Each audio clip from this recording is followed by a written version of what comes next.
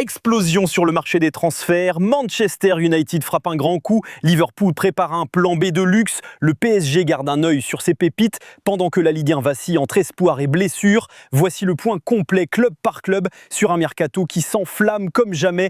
Accrochez-vous, c'est du lourd. Manchester United est en train de frapper un énorme coup avec Benjamin Sesko. Les discussions entre le club anglais et le RB Leipzig sont très avancées avec des négociations directes. Sesko a déjà donné son accord sur les termes personnels et souhaite rejoindre Manchester United. Le contrat porterait jusqu'en juin 2030 sans option d'extension pour le moment.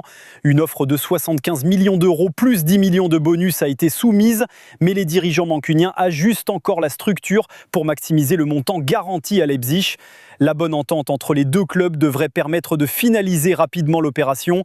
Mais ce n'est pas tout, le club souhaite aussi renforcer son milieu de terrain et a approché Carlos Baleba, le talentueux milieu de Brighton. Brighton ne veut pas vendre, surtout si tard dans le mercato, et demande un prix très élevé. Pourtant, Baleba n'a pas fermé la porte, ce qui laisse une chance. Ruben Amorim, le coach des Red Devils, insiste sur l'intensité au milieu et Baleba correspond parfaitement à ce profil. Newcastle. Du côté de Newcastle, la quête d'un attaquant continue. Nicolas Jackson de Chelsea est toujours dans leur viseur. Chelsea exige une vente directe, sans prêt ni obligation d'achat. Newcastle reste attentif car le joueur est ouvert à un départ et Chelsea pourrait céder si une offre sérieuse arrive. Par ailleurs, la situation d'Alexander Isak s'est tendue. Écarté par Eddie Howe, il s'entraîne désormais seul. Un signal fort qui pourrait ouvrir une porte à Liverpool ou à d'autres clubs. Liverpool, justement, reste concentré sur un objectif principal, Alexander Isak. Mais si Newcastle bloque, le club de la Mersey pourrait changer de cap et se tourner vers un ailier. Le nom de Bradley Barcola revient avec insistance, mais aucun contact n'a encore eu lieu avec le PSG, qui refuse de vendre. Le club parisien prépare même une prolongation de contrat pour son jeune talent. Si Barcola veut partir, il devra le déclarer publiquement, mais ce scénario reste peu probable. Autre piste évoquée, Rodrigo du Real Madrid, mais là encore rien de concret. Enfin, une vente importante est en cours. Darwin Núñez est proche d'un départ pour Al Ittihad en Arabie Saoudite. Un accord est trouvé entre les clubs pour 53 millions d'euros garantis plus bonus. Il ne manque que la validation finale du joueur. Liverpool, déjà actif sur le marché avec plus de 300 millions dépensés cet été, veut retrouver les sommets en Ligue des Champions. Le Paris Saint-Germain prépare la Super Coupe d'Europe face à Tottenham. Achraf Hakimi, malgré les remous judiciaires, s'est entraîné avec assurance. Il figure parmi les favoris pour le Ballon d'Or aux côtés de Kylian Mbappé, Ousmane Dembélé et Lamine Yamal. Dembélé, jamais nommé jusqu'ici, pourrait même créer la surprise dès sa première nomination. Grosse désillusion pour Nice, défaite 2-0 à domicile face à Benfica lors du match aller du 3e tour préliminaire de Ligue des Champions. Les Aiglons n'ont pas existé offensivement, le retour de Terem Moffi n'a pas suffi et l'absence d'Evan Guessant a pesé lourd. Les blessures de Dante et Morgan Sanson aggravent la situation, la qualification semble hors de portée.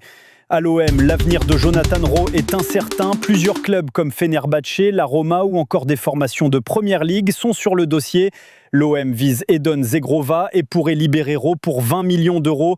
En parallèle, Timothy Weah a été prêté par la Juventus avec option d'achat, montant 1 million d'euros, option à 14 millions.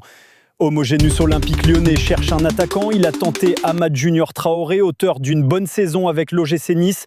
Lyon propose un prêt, mais Bournemouth veut une vente. Le dossier reste ouvert.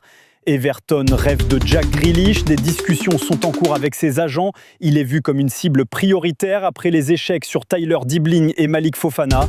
À Los Angeles, Olivier Giroud s'est illustré avec un doublé lors d'un match amical contre Venise. À 38 ans, il pourrait devenir titulaire s'il n'a pas de concurrence d'ici la fin du mercato. Le club a aussi signé Young-Yu Oh pour 22 millions d'euros, un record en MLS. Villarreal a battu Arsenal 3-2 en amical. Victor Gyökeres, titulaire, n'a pas marqué. Mikel Arteta doit encore l'intégrer dans un système taillé pour un faux numéro 9.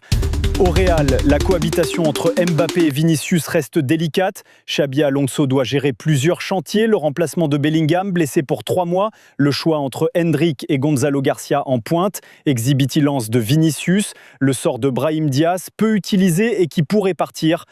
Au Barça, Marc-André Ter Stegen est sous pression. Sa relation tendue avec la direction, notamment autour de sa blessure et des inscriptions des recrues, pourrait lui coûter le brassard de capitaine, peut-être au profit d'Ansu Fati.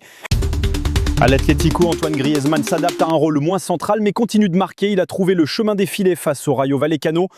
Voilà pour cette mise à jour complète du marché des transferts, des mouvements majeurs, des tensions internes et des surprises qui n'ont pas fini d'agiter ce mercato 2025. Restez connectés pour ne rien manquer de l'actualité foot. Abonnez-vous, likez, commentez. Pour plus d'actu mercato, rendez-vous sur la chaîne.